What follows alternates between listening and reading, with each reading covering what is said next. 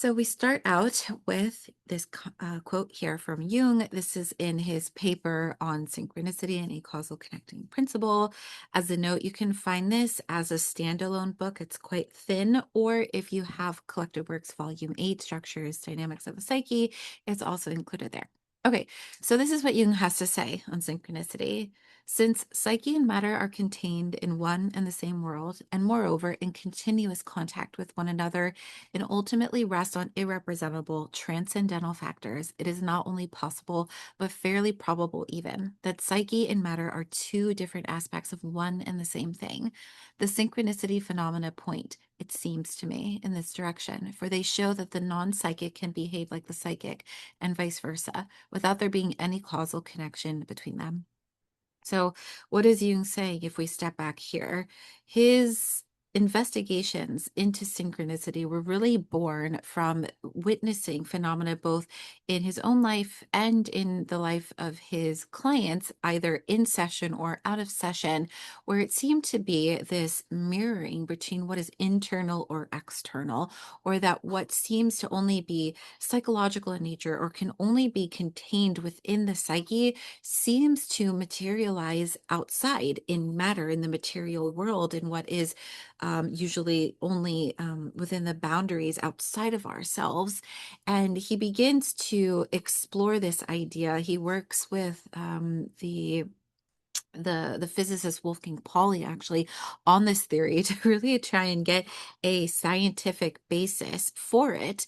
And he comes to this conclusion that there seems to be at some layer of reality where psyche and matter are contained in the same reality or the same world, or that they're actually the same thing. And this phenomena that we notice in our lives or in the lives of others, where what is supposed to be only inward gets reflected outwardly, seem to point that there is something more to reality, that there is something more to the concrete aspects of the outer world, and what seems to be only contained within us, within the individual. And this creates this sort of this transcendental reality, right? Where these things transcend their limitations and they coalesce into something that is united. That's this really the principle of what synchronicity is getting at, that there is a united reality beyond the seeming boundaries of life. We're going to get into a little bit more of what that means, but I think it's helpful to look at an example.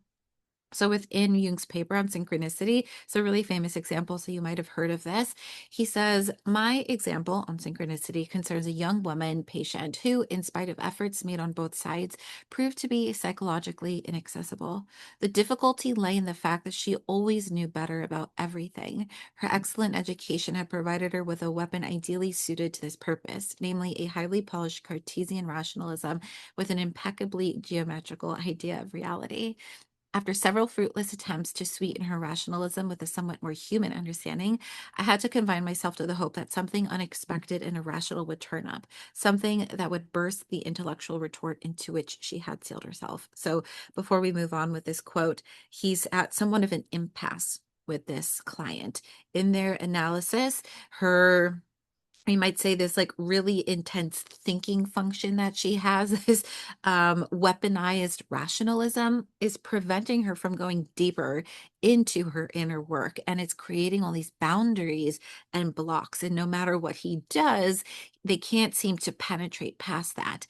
And he's hoping that through the seemingly impossible block, that something will be produced within the psyche, something irrational, which is to say non-rational, something that goes beyond rationality, would come in, break up her rationalism, break down these impossible boundaries of her intellectualism, and help move the analysis forward. So here's what happens. Well, I was sitting opposite her one day with my back to the window, listening to her flow of rhetoric. She had an impressive dream the night before in which someone had given her a golden scarab, a costly piece of jewelry. While she was still telling me this dream, I heard something behind me gently tapping on the window. I turned round and saw that it was a fairly large flying insect that was knocking against the window pane from outside in the obvious effort to get into the dark room. This seemed to me very strange. I opened the window immediately and caught the insect in the air as it flew in. It was a scarabaeid beetle or common rose chafer, whose gold green color most nearly resembles that of a golden scarab. I handed the beetle to my patient with the words, "Here is your scarab." This experience punctured the desired hole in her rationalism and broke the ice of her intellectual resistance. The treatment could now be continued with satisfactory results. This example of synchronicity is it's it's one of these extreme, really tense examples that are not typical, which is to say that synchronicities might crop up in our life and they're not always going to be so dramatic. They're not always going to be so intense. But a lot of times, when enough emotional intensity is built up, or if enough of that psychological block is there, or if there are years and years of compounding resistances, sometimes synchronicity comes through in this incredibly intense and dramatic way to burst open the situation or to burst you open, psychologically speaking or emotionally. And in this case, this dramatic example that the dreamer the night before saw in this imagery the golden scarab, and then in that near exact moment of exploring the dream, this beetle that's not exactly a golden scarab but is very very close in it, like its proximation, shows up. And this sense of uncanniness, this sense of deep meaning and mystery was enough for the analysand to question everything she thought was real, right? Her sense of rationalism, her intellectual resistance. It forced her to say, well, what if? Or what is this? Or what are the deeper patterns? Or what's moving here? And a lot of times that's what synchronicity does. Its mystery and its intensity is so undeniable that we have to question what we thought was real or what we thought were the boundaries of what is internal, external, or what's going on in our lives and what should be questioned here.